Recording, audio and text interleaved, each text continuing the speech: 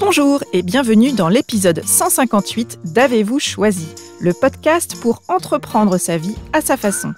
Je suis Oriane Savouré-Lucas, coach professionnel anti-brouillard, créatrice du podcast Avez-vous choisi et de la newsletter La Graine de la Semaine.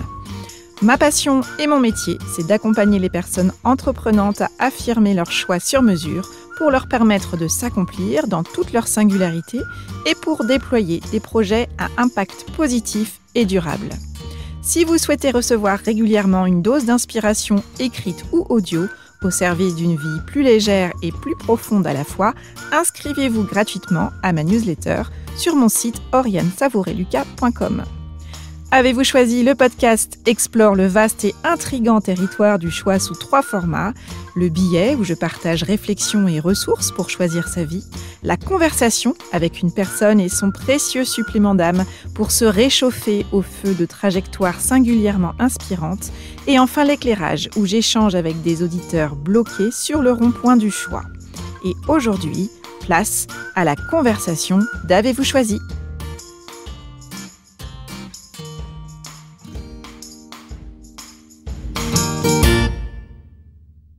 L'intelligence artificielle et ses avancées fulgurantes, qui déferlent dans nos quotidiens et dans le débat public et qui recouvrent de nombreux domaines, fascinent, intriguent, autant qu'elle inquiète. L'IA qui suscite de plus en plus d'intérêt et qui offre de nombreuses opportunités de progrès et de développement, soulève également de nombreuses questions quant à son impact sur notre société, sur notre environnement, sur notre vie privée et quant à la profondeur des transformations qu'elle va entraîner. Aujourd'hui, l'intelligence artificielle et son potentiel d'impact bousculent nos lignes individuelles, collectives, nos certitudes et aussi la ligne d'horizon des citoyens que nous sommes, des professionnels que nous sommes, des organisations et des sociétés dont nous sommes partie prenante. Qu'avons-nous besoin de comprendre de l'IA pour pouvoir faire avec elle aujourd'hui et de plus en plus demain en tant qu'être humain ? Quand il s'agit d'IA, nous avons besoin de comprendre pour pouvoir choisir avec discernement et lucidité. Voilà le message clé de Bastien Massé, philosophe de formation et délégué général de l'association ClassCode, qui a retenu mon attention lorsque j'ai assisté à une de ses interventions sur le thème de la révolution de l'IA en mai 2023, alors que quelques mois auparavant, ChatGPT avait déboulé sur l'ordinateur de monsieur et madame tout le monde. Quelle est la place du choix dans l'IA et dans notre relation à l'IA aujourd'hui et demain ? Avec l'IA, avons-nous encore le choix ? Aurons-nous encore le choix ? Voilà quelques questions que j'ai eu envie d'aborder avec Bastien au cours d'une conversation que nous avons enregistrée en décembre 2023 et au cours de laquelle Bastien et moi parlons entre autres de combien comprendre l'IA est un enjeu citoyen, de choix et de défis éthiques, de peur, d'envie d'apprendre, de liens et de valeurs ajoutées, de ce que l'IA transforme pour les êtres humains que nous sommes, ou encore de philosophie et de liberté. Bonne écoute! Bonjour Bastien. Bonjour. Bienvenue dans le podcast Avez-vous choisi ? Je suis ravie de t'accueillir pour parler d'un sujet qui fait beaucoup parler de lui depuis quelques mois dans différents endroits de la cité, on va dans les médias, dans les chaumières, dans les entreprises, dans les lieux d'apprentissage. C'est l'intelligence artificielle et on va explorer ensemble ce sujet sous l'angle de la question du choix, bien sûr. Donc Bastien, toi tu es délégué général de l'association ClassCode et puis tu es également chef de projet au sein de la chaire UNESCO RELIA pour les ressources éducatives libres et l'intelligence artificielle. Donc, avant de plonger dans l'univers de l'intelligence artificielle ensemble, est-ce que tu peux m'expliquer concrètement en quoi consistent tes missions ? Oui, donc la première pour ClassCode, ClassCode c'est une association, donc c'est une association collégiale qui est issue d'un projet, donc c'est ce qu'on appelait les plans d'investissement, ce qu'on appelle toujours les plans d'investissement à venir. Donc c'était un financement qui avait pour objectif de produire des ressources éducatives libres à destination des enseignants sur l'apprentissage du code et de la pensée informatique et de la culture numérique. Et donc c'était dès le début un collectif puisqu'on avait besoin d'avoir de l'expertise, donc on est allé chercher dans des laboratoires, dans des universités, C'était porté par l'INRIA, donc on avait aussi des chercheurs qui venaient de cette structure.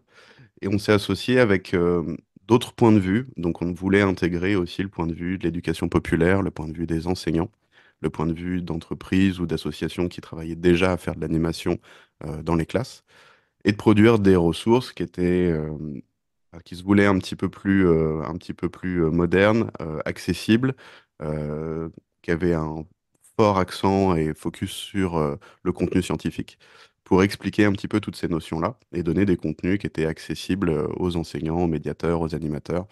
Donc le tout en étant gratuit, en ressources éducatives libres, sous licence Creative Commons. Et aujourd'hui, on continue de travailler ensemble avec ce collectif-là, à produire des contenus, donc les derniers sur l'intelligence artificielle, sur l'impact environnemental du numérique, donc toujours accessible, et d'essayer de poursuivre un petit peu cette aventure voilà, interdisciplinaire et de production de ressources.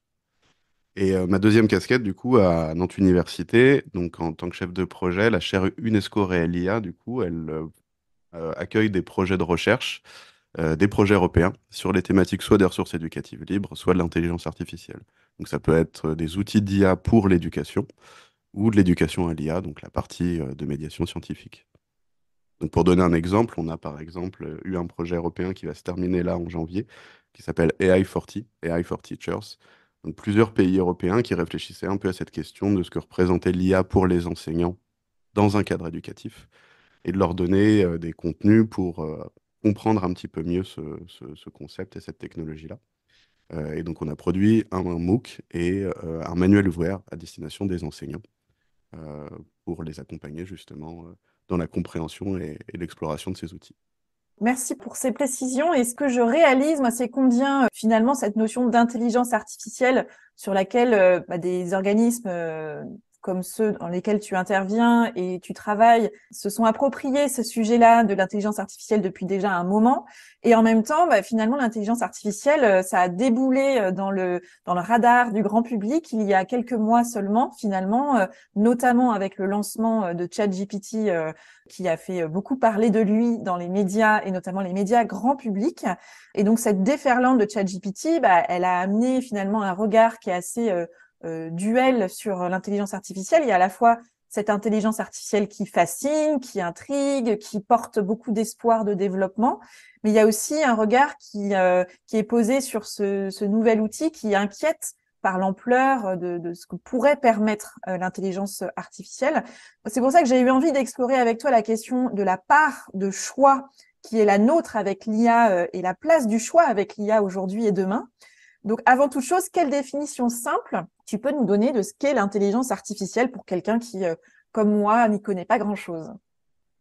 Alors, la définition, elle est souvent décevante, parce que donc, moi, je la présente comme ça, c'est l'ensemble des théories et des techniques qui ont pour objectif de simuler l'intelligence humaine. Et donc, ça paraît décevant parce que c'est pas un objet vraiment technique, on parle pas d'une technologie, on parle pas d'une architecture particulière, on parle d'un objectif. Donc, utiliser des machines, des algorithmes pour essayer de simuler des tâches qui seraient euh, attribuées habituellement à l'intelligence humaine ou animale, parce qu'on n'a pas le monopole de l'intelligence. Et donc, du coup, ça couvre beaucoup de choses. Donc, c'est premier des éléments en général qu'on aborde, c'est de remettre un petit peu l'intelligence artificielle, donc qui vient effectivement de rentrer très fortement dans le champ du grand public. Donc, en fait, voilà, on souffle la première bougie de ChatGPT actuellement. Et du coup, cette ouverture-là, pour nous, c'était une opportunité justement d'expliquer ce que c'est que l'intelligence artificielle, notamment en éducation, puisque ça fait longtemps qu'on utilise de l'intelligence artificielle en éducation. Donc là, on avait une écoute un petit peu plus large, effectivement, qui était supportée par quelques inquiétudes aussi. Euh, mais voilà, c'est ce qu'on rappelle, c'est que l'intelligence artificielle, c'est un concept qui date des années 50. C'est vraiment pas quelque chose de nouveau.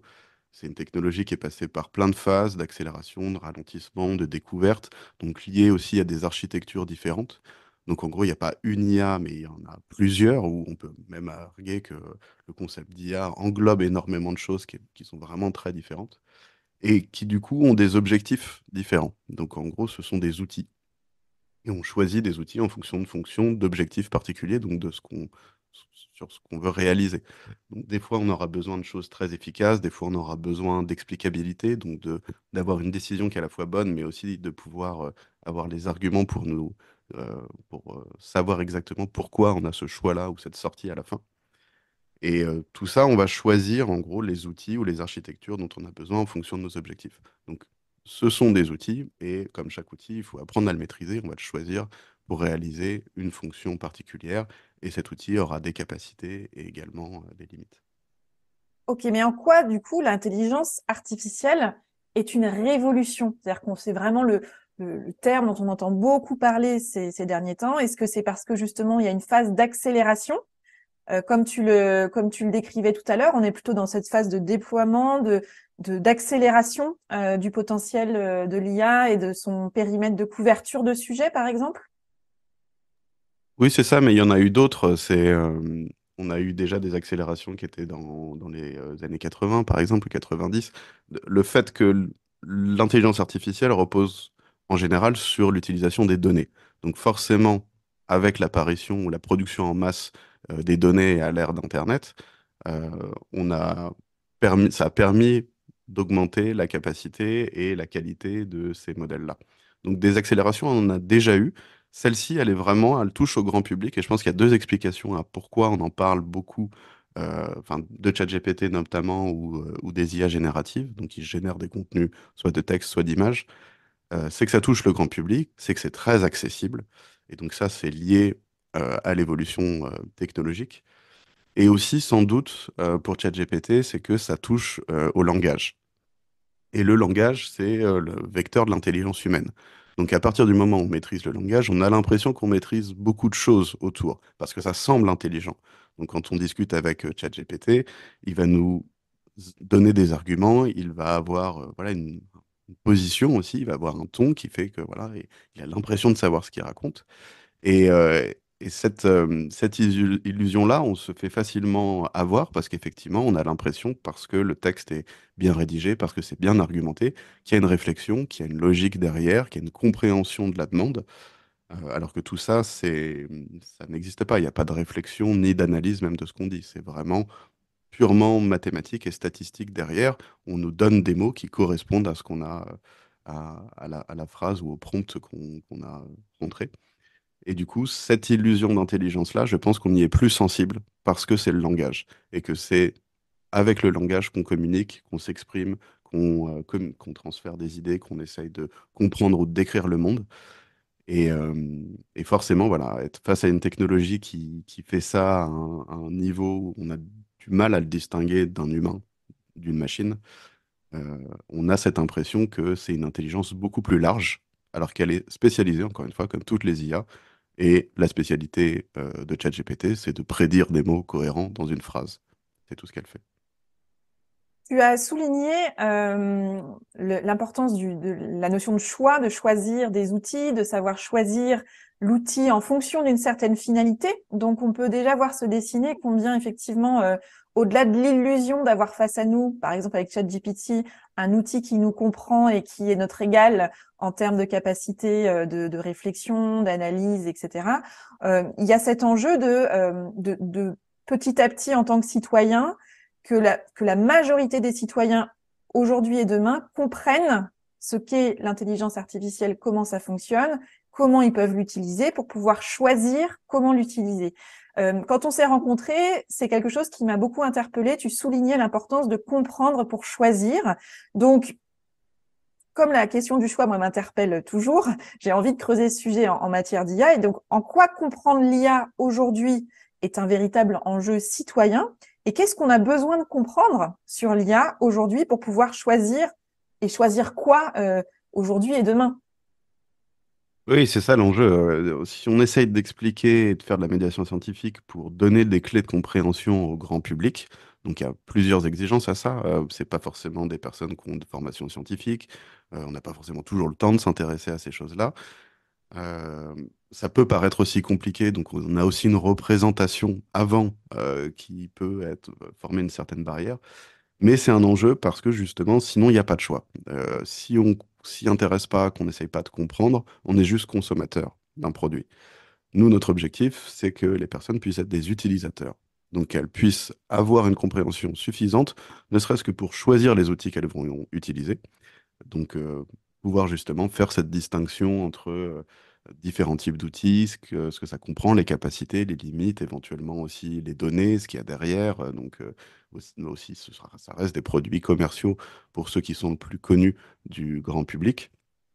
Donc c'est ça l'enjeu, c'est vraiment de redonner la capacité aux citoyens de choisir et d'avoir un positionnement qui est celui d'utilisateur, et donc de passer par cette phase de compréhension qui peut être juste conceptuelle. Il ne s'agit pas d'apprendre à coder ou de faire ou d'aller très loin dans la technique, c'est juste d'avoir des repères qui peuvent être simplement conceptuels sur le fonctionnement de ces machines.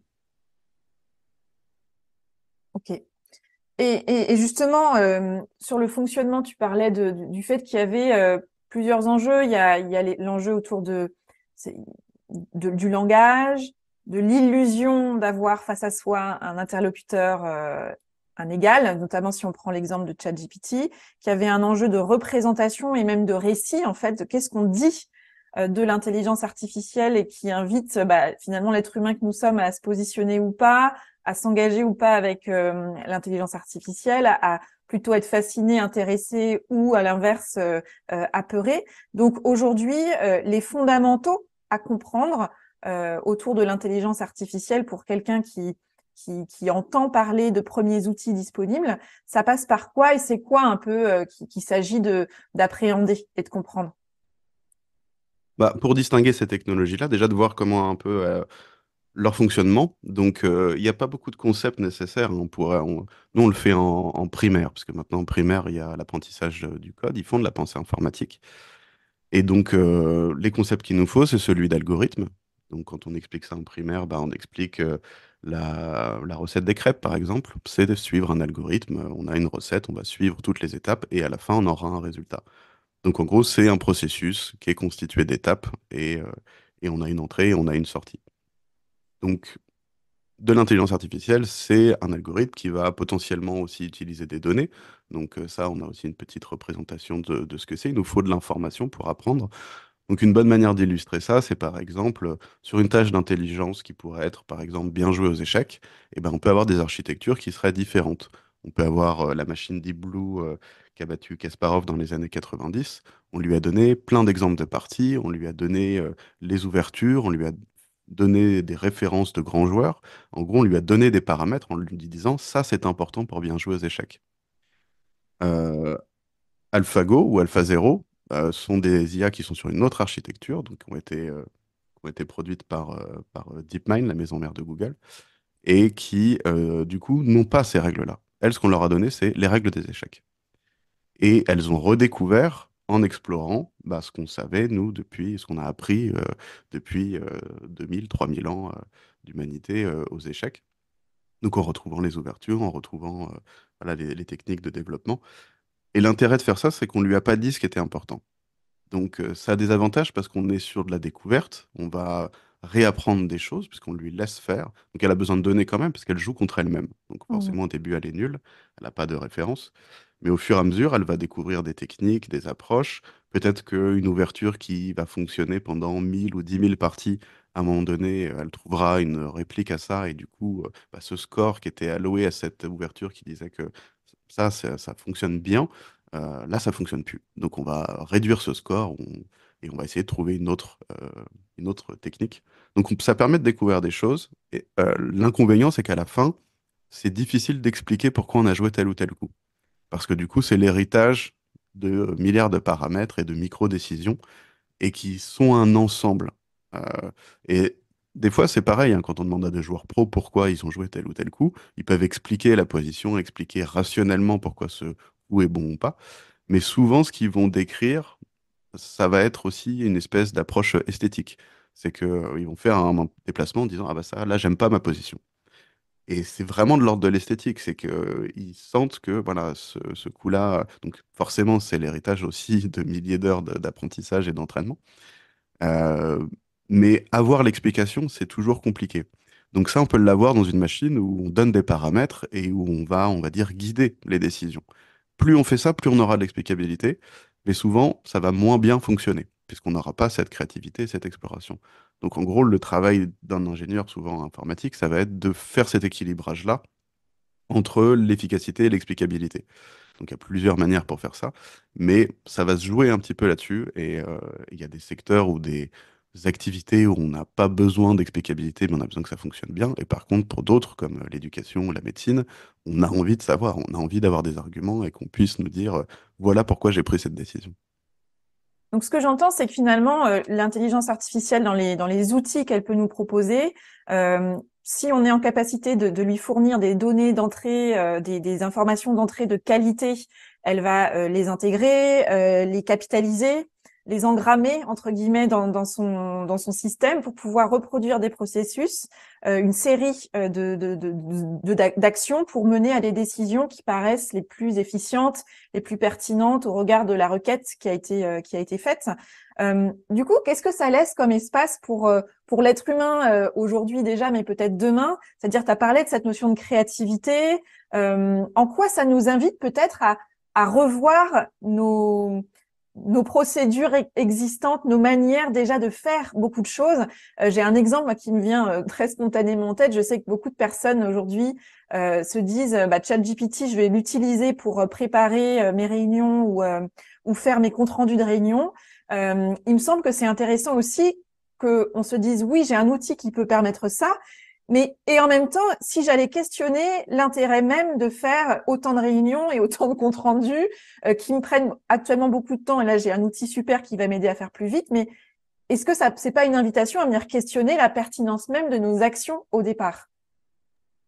Oui, oui, et c'est pour ça que c'est souvent avec l'IA, on va toucher très rapidement des questions individuelles, philosophiques, sociétales, politiques, économiques, parce que si on tire un peu le fil, un peu, voilà, ces questions-là, elles s'enchaînent normalement assez naturellement. C'est qu'effectivement, on constate que bah, on peut faire des tâches très rapidement, très efficacement, et des fois qui concernent beaucoup de postes aujourd'hui, hein. Il y a une étude qui est sortie en août dernier de l'Observatoire international du travail sur les IA génératives, donc qui estime que 80% des postes sont impactés, plus ou moins impactés.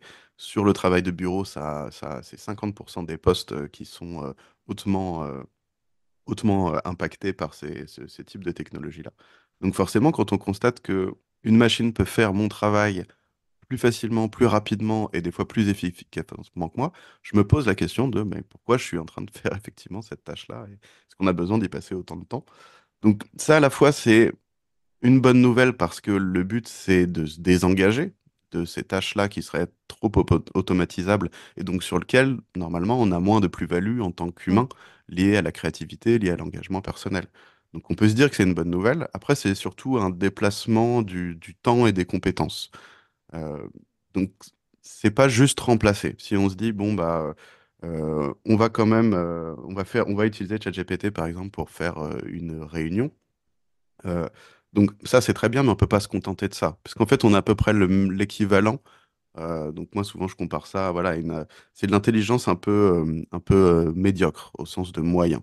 C'est-à-dire que poser une question à ChatGPT, c'est une espèce de moyenne qui correspond un peu à si on pose une question et qu'on met 20 personnes dans une pièce pendant 4 heures, c'est à peu près ça qui va sortir. C'est un peu ce consensus un peu mou et, euh, et pas forcément super innovant ou pertinent. L'avantage, du coup, c'est qu'on peut économiser 4 heures de temps. Mais on peut les réutiliser pour trouver vraiment des choses qui soient créatives, qui soient innovantes, qui soient individualisantes, qui aient du sens là pour le groupe ou pour ce qu'on est en train de faire ou l'objet de cette réunion-là. Donc, c'est de réinvestir le temps aussi parce que quand on explique aujourd'hui l'influence ou l'impact de l'IA, que ce soit sur l'éducation, sur les emplois, c'est pas la réponse, c'est pas ça va faire disparaître des métiers. Euh, Ce qui se passe, c'est que ça transforme des compétences. Donc forcément, ces compétences transformées font changer la manière dont on travaille. Pour les salariés, c'est une question d'adaptation. Donc des personnes qui vont s'adapter à ces nouveaux outils bah, n'ont pas de risque de perdre leur emploi. Ceux qui ne s'y adaptent pas prennent ce risque-là.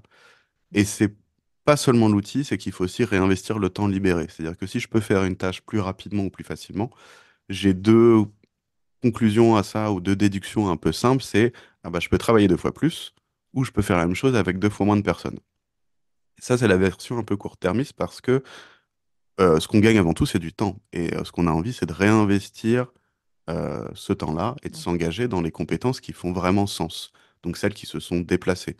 Donc si je prends un exemple concret, si je compare un couvreur et un avocat, par exemple, bah, le couvreur a moins de risques que son métier soit menacé par l'intelligence artificielle. Parce que ce qu'il fait, c'est compliqué.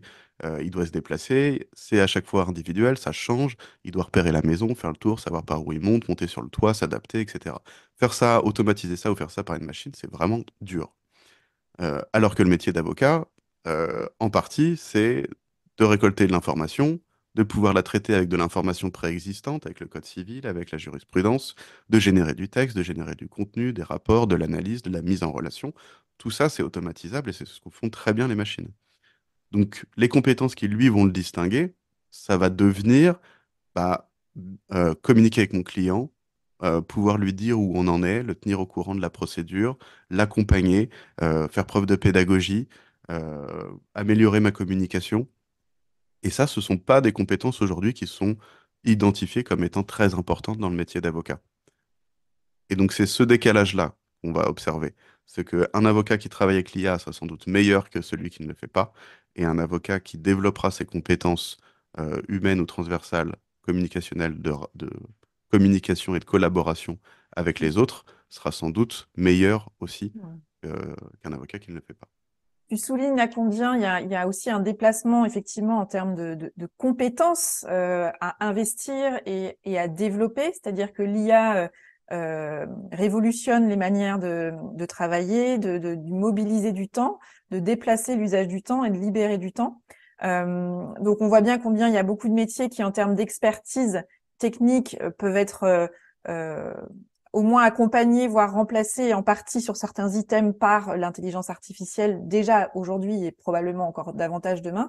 Et donc, il y a une sorte de mouvement de déplacement sur quelles sont les compétences à investir. Tu as commencé à évoquer notamment les enjeux autour de la communication, les compétences relationnelles, les compétences comportementales, qui finalement parlent de notre humanité. Donc ça, je trouve que c'est aussi plutôt une bonne nouvelle. Comment est-ce que l'IA nous invite à être de plus en plus dans notre humanité, mais si on fait un focus justement sur quels sont les champs de compétences qu'il est pertinent aujourd'hui de choisir d'investir, que ce soit pour des élèves, des étudiants, des adultes qui sont en activité ou plus en activité, qu'est-ce qui est à explorer et investir davantage dès aujourd'hui?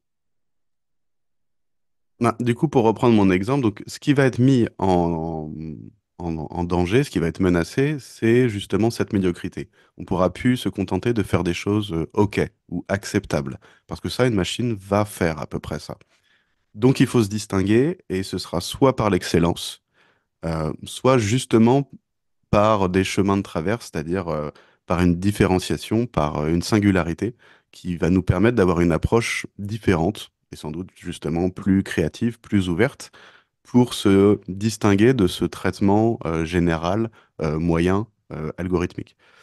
Donc c'est un peu les questions auxquelles on essaye de réfléchir aujourd'hui, c'est quelles sont les compétences importantes qui restent fondamentales et sur lesquelles parier demain. Donc, il y a une catégorie qu'on appelle les compétences du XXIe siècle, donc qui peuvent prendre des formes différentes.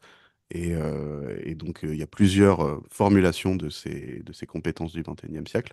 On va y retrouver la pensée critique, par exemple, puisque ça, c'est vraiment l'enjeu, c'est de s'adapter, de pouvoir évaluer les outils et les réponses qui sont fournies par ces machines. La pensée informatique, donc qui n'est pas du code, mais de comprendre conceptuellement la logique, on va dire, ou comment fonctionnent ces machines-là pour avoir une bonne représentation de leurs capacités et de leurs limites. On va retrouver la collaboration, on va retrouver la communication, on va retrouver aussi la résolution de problèmes, donc dans un sens qui est plus général. C'est-à-dire que, encore une fois, les IA, elles sont spécialisées. Elles font très bien, elles sont excellentes dans une tâche particulière. Et on a peu de chances de rivaliser sur cette tâche particulière. Donc elles sont très bonnes sur une seule tâche. Nous, on est un peu nuls dans tout. Et en fait, il faut en jouer. C'est-à-dire que c'est vraiment résoudre un problème, c'est pas être super fort à réaliser une tâche particulière. C'est souvent de pouvoir analyser un contexte, de pouvoir trouver des manières intelligentes, innovantes et surprenantes de résoudre une situation et de faire de la mise en relation d'informations. Donc ça, les machines peuvent le faire un peu aussi.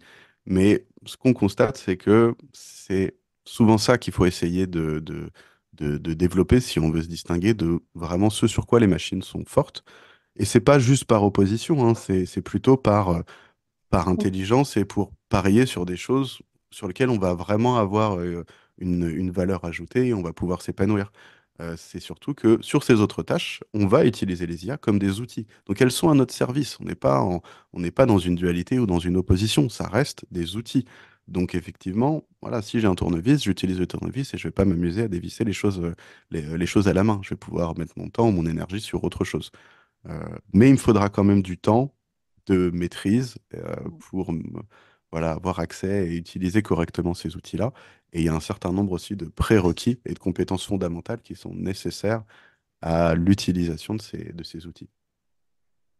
Tu soulignes combien finalement tout ça est un enjeu assez mouvant de réflexion.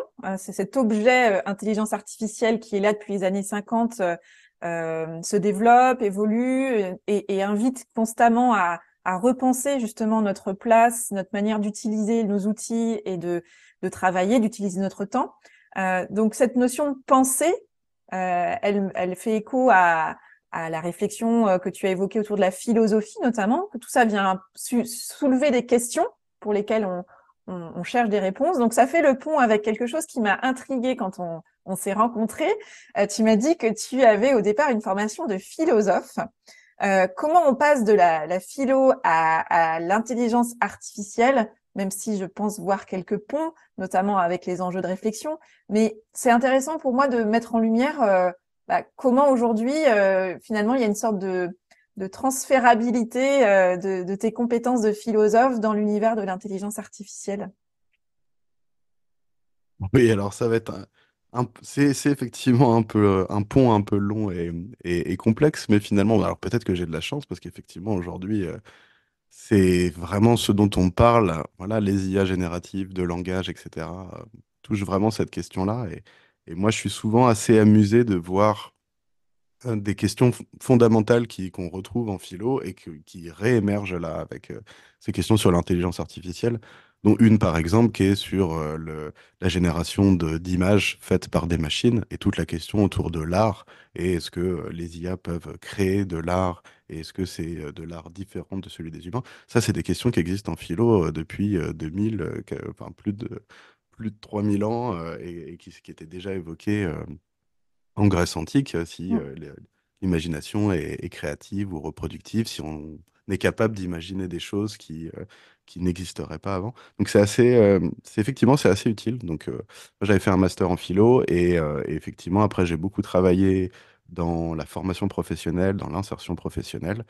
Et j'ai accompagné du coup des jeunes déscolarisés 16-25 sur les matières générales et en fait, j'ai créé des parcours plutôt orientés sciences, ingénierie, informatique, parce que l'idée, c'était soit de courir après le retard, entre guillemets, qu'ils avaient par rapport à l'école qu'ils avaient quittée, ou parier à apprendre des nouvelles compétences, des choses ou acquérir des nouvelles connaissances qui pourraient les distinguer de ça aussi, et ne pas rappeler l'école. Donc j'ai plutôt fait ce pari-là.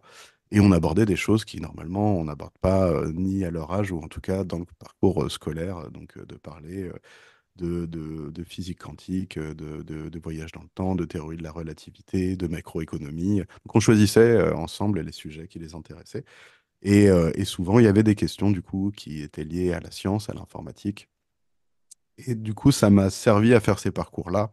Et ensuite, quand du coup j'ai pris la coordination de ClassCode, c'était une opportunité parce que du coup, je devais travailler sur un produit qui était censé accompagner les professionnels à apprendre à coder et avoir les concepts fondamentaux pour comprendre le fonctionnement des machines. Donc j'ai fait ce pari-là de m'y mettre et de m'y investir et après d'y travailler plus sérieusement dans les projets de recherche et les projets européens. Mais c'est une approche qui peut être simplement conceptuelle, c'est-à-dire que c'est un peu le discours qu'on défend nous là sur cette question citoyenne, c'est que le but c'est pas de convaincre tout le monde qu'il faut être informaticien ou apprendre à maîtriser un langage informatique. Par contre, avoir les outils intellectuels et conceptuels qui leur permettent de comprendre le fonctionnement et les enjeux liés à ces outils-là, je pense que c'est assez fondamental pour effectivement garder une autonomie et une liberté. Et je pense que c'est un peu tout ce qui est. Voilà, c'est aussi le lien voilà, avec la philo, puisque moi, à la base, j'ai travaillé sur les notions de liberté. Donc, c'est toujours des choses qui m'intéressaient et qui me semblaient importantes. Et ça passe, pour moi, la liberté, elle passe par la connaissance et la compréhension pour pouvoir faire des choix éclairés.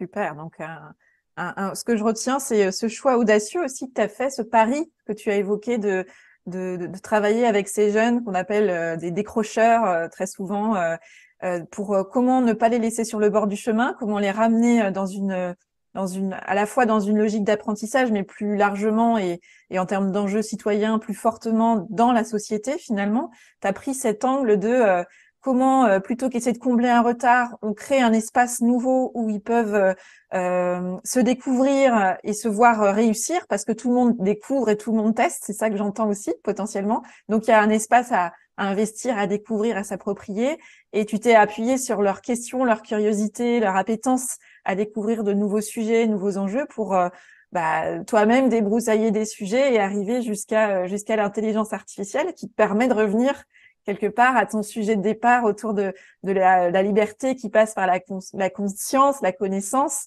pour gagner en confiance et en espace de choix éclairés et lucides, en fait. Donc, c'est une belle... c'est à la fois un chemin de traverse, comme pour reprendre une expression que tu évoquais, mais qui permet aussi de boucler la boucle et d'être toujours en cohérence avec ce qui t'anime profondément. C'est ça que j'entends aussi. Oui, oui, bien sûr. Non, mais pour moi, je fais la même chose, en fait. C'est Il n'y ça. a pas eu de. Je fais la même chose, c'est une continuité, voilà, c'est d'apprendre des choses d'abord moi, ensuite de les restituer, et de les restituer dans la manière la plus, on va dire, j'espère, simple et essentielle. Ce qui m'intéresse, c'est quels sont les éléments qu'on doit comprendre sur un sujet pour pouvoir l'expliquer facilement à quelqu'un d'autre en fonction de son niveau de connaissance, en se mettant à sa place, en se mettant à son niveau et lui donner un fil qui soit le plus clair et le plus direct possible pour pouvoir discuter avec lui et ensuite voilà, extraire aussi bah, ses idées, son avis, ses opinions, ses questions dessus. C'est de maintenir la curiosité aussi. Et là, l'IA vraiment transforme beaucoup de choses, que ce soit dans l'emploi ou dans l'éducation. C'est une formule que j'utilise assez souvent, mais l'IA, elle pose pas de nouvelles questions réellement. Elle pose d'anciennes questions, mais de manière plus insistante. En gros, il n'y a rien de nouveau. Mais sur l'éducation, par exemple, c'est les mêmes questions. Ce sont les mêmes enjeux, ce sont les mêmes outils transformants, les mêmes choses qu'on a pu voir avec, voilà, que ce soit la calculatrice, Wikipédia, Internet, etc. Et donc, sauf que là, c'est voilà, c'est un peu plus pressant et on sent de plus en plus qu'on peut plus continuer de faire illusion comme ça longtemps, que ce soit dans l'éducation ou sur l'emploi, par rapport à voilà, ce qu'on considère être du travail. Et, euh, et donc, c'est à la fois une opportunité, c'est aussi, je pense, ce qui centralise beaucoup de peurs et de craintes, mais qui sont pas liées à la technologie, en fait. Ce sont des Mm. peurs individuelles. C'est avant tout nous que ça inquiète, en fait, Mm. de se dire ce que c'est que le travail, et s'il n'y a plus de travail, et si je dois pas travailler. Et, et donc, ça reste une opportunité, peut-être à revenir encore une fois vers des choses plus simples, vers de la curiosité, vers vraiment une approche volontaire où on a envie d'apprendre. C'est vraiment ce qu'il faut pas perdre, hein. C'est l'école, c'est une espèce de contrat social un peu fragile entre un enseignant et un élève, enfin, des enseignants et des élèves. Et ce deal-là, il est pas très bien formulé non plus. Mm. Il peut être un peu subi, alors que c'est une collaboration. Et avec beaucoup de choses qui ont changé. Aujourd'hui, il n'y a plus le savoir d'un côté et l'expérience de l'autre. Voilà, le savoir, il est dans les livres, il est sur Internet. Maintenant, il est dans les machines. Donc, c'est plus juste restituer un savoir, être enseignant. Ça doit être de plus en plus de l'accompagnement. Et effectivement, bah, on voit que l'organisation de l'école fait qu'on n'en a pas forcément les moyens, en tout cas le contexte pour.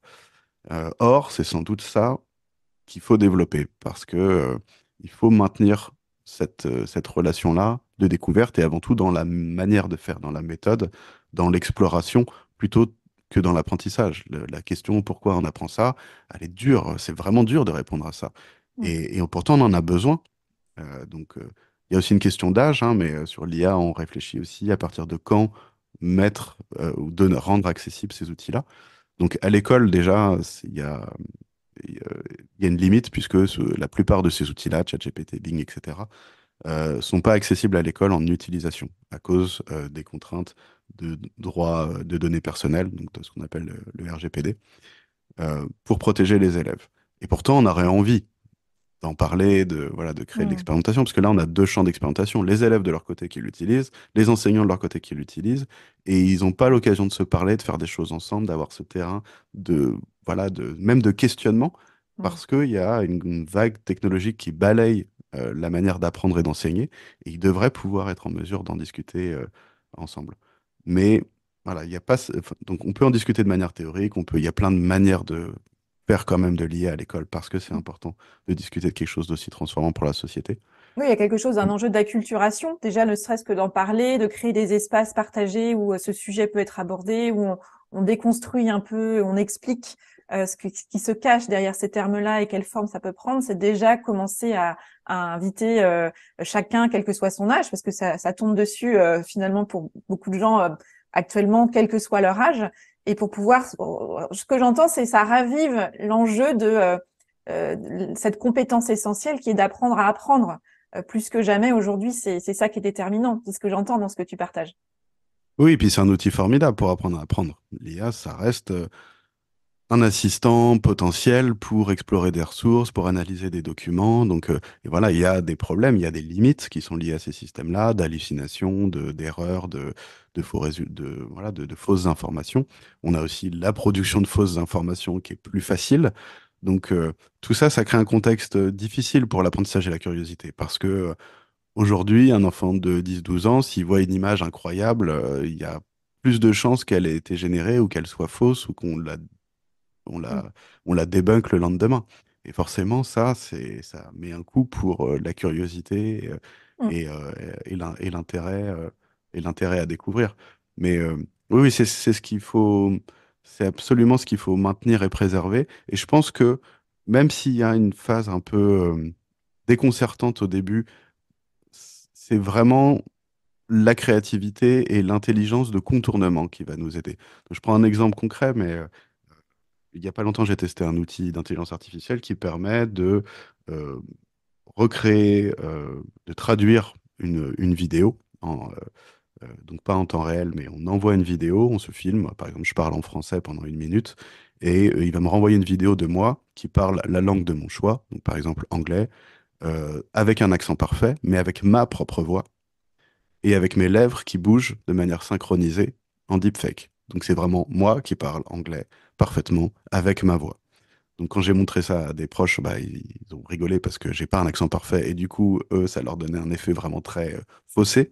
Mhm. Euh, et si on montre ça, si on explique ce concept-là à un enseignant, il va dire, enfin, ou un élève, dire, bon, bah, c'est nul, voilà, c'est une raison de plus pour laquelle on ne doit pas apprendre les langues.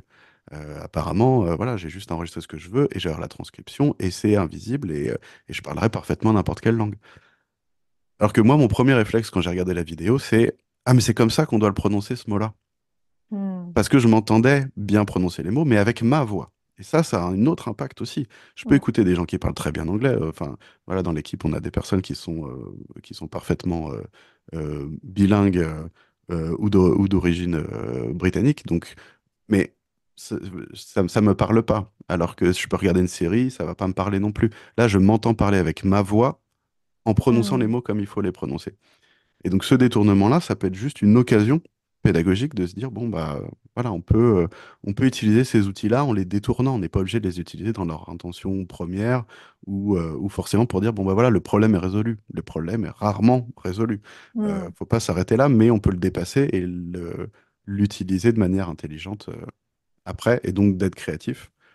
Et c'est un peu ce qu'on retrouve aussi dans la communication aujourd'hui de beaucoup d'entreprises qui vont utiliser des IA génératives pour générer des contenus, que ce soit écrits ou d'images, et pouvoir faire de la distribution de masse. À un moment donné, on va être plus hermétique à ça. Parce que ce contenu machine, ce contenu moyen, encore une fois, Mm. on va apprendre à le détecter plus facilement. Et ça va faire un peu comme les pop-up sur Internet. Notre cerveau, il va juste plus les voir. Et on n'a pas envie de plus voir de l'information. On n'a pas envie de penser que tout est commun ou produit par de la machine ou potentiellement faux. Et on va avoir besoin de cet indice on va dire, ce relais de confiance. Et c'est sans doute une des choses qui va être les plus importantes à l'avenir, c'est à qui ou à quoi je fais confiance. Mm. Parce que ces éléments de pensée, ces informations sont de plus en plus complexes. j'ai pas forcément le temps ni les compétences de les acquérir moi-même, donc il faut que je passe à un relais de confiance, qui peut être un chercheur, qui peut être voilà, enfin, un livre, une référence, peu importe. En fait, on va choisir, on va se dire, voilà, moi je pense que je passe par ce vecteur-là. Et dans un cas comme la communication aussi simple, bah, on va retrouver ça aussi. Si on spamme tout le monde de plein de contenus, bah, ce qui va changer, c'est la personne qui va aller, par exemple, sur le lieu de l'entreprise, en prenant sa voiture, en faisant ses 90 kilomètres et en allant serrer la main du monsieur, en lui donnant sa carte, et en repartant. Et le consommateur, lui, à offre égale qu'il va voir avec ces contenus aussi géniaux qu'ils puissent être avec les IA génératives, Mm. il va sans doute prendre le produit avec la personne qu'il a rencontrée, qu'il a vu et auquel il a eu un rattachement. Donc ça va renforcer ça aussi par défaut, c'est à qui je fais confiance, à qui je vois, qu'est-ce qui est vrai, à quoi je peux me tenir, Mm. et, euh, et sans doute resserrer un petit peu voilà, ce cercle de confiance et de relation. Ce que j'entends, c'est combien finalement cette IA qui, comme tu le soulignais, de manière de plus en plus insistante et pressante, nous invite enfin, nous pose des questions qui sont là depuis toujours, mais de manière tellement systématisée maintenant avec le format même de l'IA que ça devient presque incontournable comme question. Elle nous invite, cette IA, plus que jamais, à nous positionner ou à nous repositionner en tant qu'être humain autour de la question du sens, autour de la question de où est mon espace de liberté, où est mon espace de progression aussi. Je trouve très intéressant l'exemple que tu as pris sur cet outil qui permet d'entendre sa voix prononcer parfaitement une langue qu'on ne maîtrise pas ou pas suffisamment à son goût.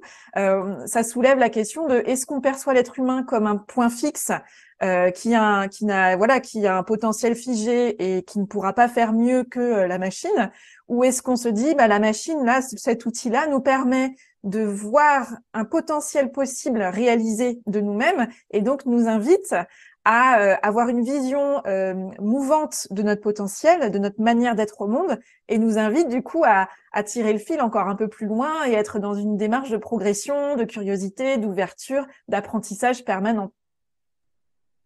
Pour reprendre mon exemple des échecs, depuis les années 90, donc la machine qui a battu Kasparov dans les années 90, ça fait depuis bien longtemps que l'humain peut plus gagner contre une machine aux échecs. Et pourtant, on y joue toujours. Pourtant, il y a toujours des championnats professionnels. Il y a même des championnats de machines, si vous voulez voir. Donc, il y a le championnat du monde des IA qui jouent aux échecs entre elles. Mais c'est juste pas la même approche. C'est pas ce qu'on cherche. Donc là, on peut se dire, oui, c'est un jeu, etc. Mais il n'y a pas beaucoup de différence. Ce sont des joueurs professionnels déjà. C'est un jeu ou un sport ou un art. C'est la même chose. Le but, c'est de faire, euh, voilà, de réaliser ces tâches-là parce qu'elles nous intéressent et qu'on a des choses encore à découvrir ou à proposer. Et Mm. effectivement, les machines jouent mieux. Mais les joueurs pros aujourd'hui observent ces machines-là jouer pour voir un petit peu voilà, des approches différentes, des conceptions. Donc on apprend un peu aussi, c'est comme si on regardait voilà, un tableau de grand maître et on ne sait plus quel était le processus créatif ou de réalisation, mais on va essayer de retrouver des traces là-dedans et de distinguer des choses qui peuvent être intéressantes pour nous, pour continuer à apprendre aussi et à proposer autre chose. Donc c'est pas juste cocher des cases en disant, bon voilà, ce jeu-là c'est fait, cette tâche-là c'est fait.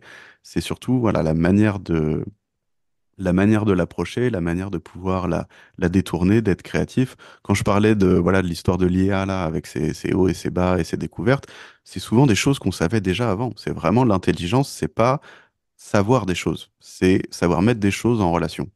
C'est savoir faire des ponts entre les éléments. Et ça, l'IA le fait bien en partie, mais elle le fait bien en fonction, un, des données qu'on lui a fournies, et deux, elle va peut-être avoir voilà, le fait de le faire sur autant d'informations, nous, on peut pas traiter des milliards d'informations. Elle, c'est ce qu'elle fait. Mais sauf que nous, on va donner, là, encore une fois, de l'importance et du sens.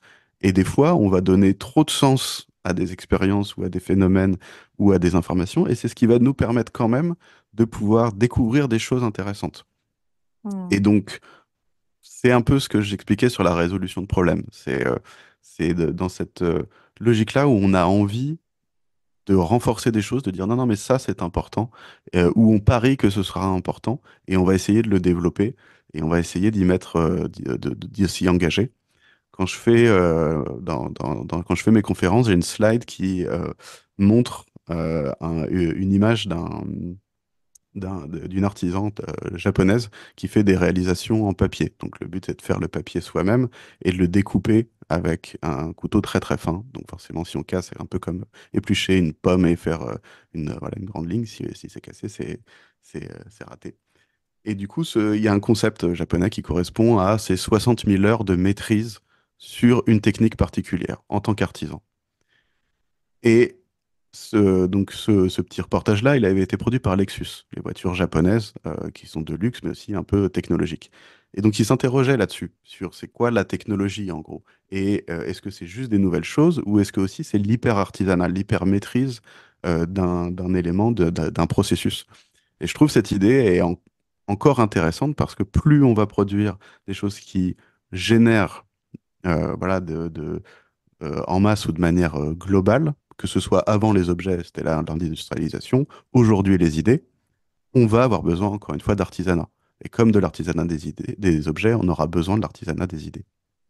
Donc, ce que l'IA nous invite à faire finalement, c'est à reprendre ou retrouver le chemin de l'artisanat, de retrouver du sens à travers ce chemin-là de création, de procédures, de processus, pour continuer à faire ce que font très bien les humains, c'est-à-dire faire des liens et tisser des liens. C'est ça que j'entends. Oui, oui, c'est ça. Et je pense que ça vaut pour l'intelligence entre ces points-là d'idées, mais aussi entre les individus. Mm. Et l'un sert l'autre, de toute façon. C'est aussi, voilà, je reprends l'exemple des langues en éducation, mais c'est vraiment l'enjeu. C'est de pas oublier que si on apprend une langue, c'est pour apprendre une culture, c'est pour apprendre une autre manière d'exprimer ses idées, voire même d'avoir d'autres idées, puisqu'en apprenant une langue, on a une autre représentation du monde, et donc d'autres concepts qui n'existent pas ailleurs et qui nous permettent de se représenter ce monde différemment. Et ça, c'est des choses qu'on peut perdre facilement quand on est à l'école, quand on est dans un processus éducatif. Et pourtant, c'est le cœur de ce qu'on est en train de faire. Donc, Mm.